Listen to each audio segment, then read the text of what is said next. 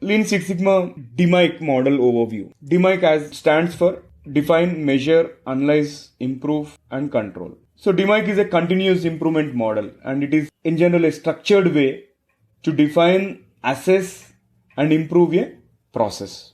It is a never-ending cycle. Like once the initial improvement project is complete, the process owner seeks to continually monitor the customer, for changing the requirements, and also monitors the process for its ability to deliver as per the customer requirements. That way you can improve the process efficiency and effectiveness to deliver. So the DMAIC model also helps to ensure that the business process management and lean concepts are interacting and mutually supporting one another. Now let's take a close look at each of these phases. If I were to explain what define is, it is about clearly defining the problem to be solved. What does good look like as per the customer's expectation? What does the good product or a good service look like? What customer is expecting? So you are defining it in the define phase, wherein you are talking about the problem. And here project charter is created, and SIPOC, supplier, input, process, output, customer. And voice of customer is also captured. What customer is expecting, what customer really wants. And critical to quality, what is important for the customer. In reality, what customer values. And there might be a toll gate at the end of this phase, wherein you are pitching the deliverables, getting approval to move ahead with the project. Next, measure. Here, how well the process is performing today as per the requirements of the customer. We are trying to measure the baseline. Let's assume your service level agreements or your CSAT, customer satisfaction scores are at 80%. But as per the service level agreement, customer is expecting it to be 90%. Then your baseline is 80, but your benchmark, your target is 90%. In the measure phase, we will get to know the current state of the process by collecting and validating the data so that you can state the baseline performance and also determine the benefit. What kind of benefits this process improvement project is going to yield financially. Once you complete these deliverables, again you attend the toll gate. Next, analyze. Analyze is about emphasize the importance of the root cause analysis. And most importantly, avoid putting the band-aids on the symptoms. Prioritize the efforts. Think about best return on investment, best impact.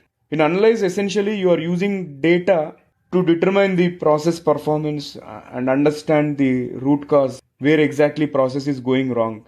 You're diving deep into the process, backed with data here.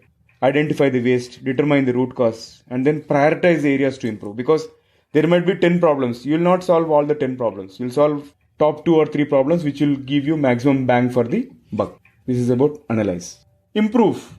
Here we are trying to fix the problem in order to meet the customer requirements or exceed the customer expectation. We need to be very clear, what fixed means and why we should put the solution in place. In improve, you are trying to improve the process by brainstorming and prioritizing the solution. In the analyze phase, we found the root cause and engaging the team to brainstorm with various different solutions. We cannot implement all the solutions. We have to implement the best solution which will give you maximum return on investment. Brainstorm with the team, prioritize the solutions, and also create the future state process map. Because in measure, you created as is, whereas in improve, to be. And before you launch a solution, better to implement it for a pilot group, small set of customers, and get their feedback, basis which you iterate and make some improvements before launching it to the wider customer base. So that is your implementation plan. And now, once the changes are implemented, you need to communicate change. How are you making sure the customers or users are embracing to the change? Further, implement change management principles and then implement the solutions. Then you'll attend the toll gate to get the approval. Now comes the fifth one, which is control. Ensure that the intended benefits were achieved. Track them to completion. And if they are not achieved, you need to question why. If they are achieved, celebrate the success.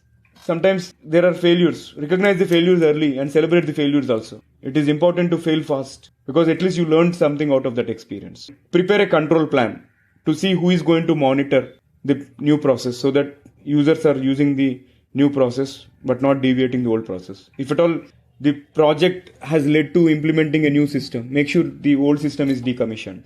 Make sure somebody is monitoring what is the usage, how many users have logged into the new system, how many users are using new system on daily basis. Is there any increase or decline? Then if there is increase, then you are on the right track. And collect the data related to usage, related to the improvement. Did you realize or validate the benefit? Did you achieve the benefits as per the expectation? And then transition the project back to the process owner or the operations team. And again, we need to implement some change management principles and ensure proper transition happens. Most importantly, celebrate the team effort and get the final approval. You're done.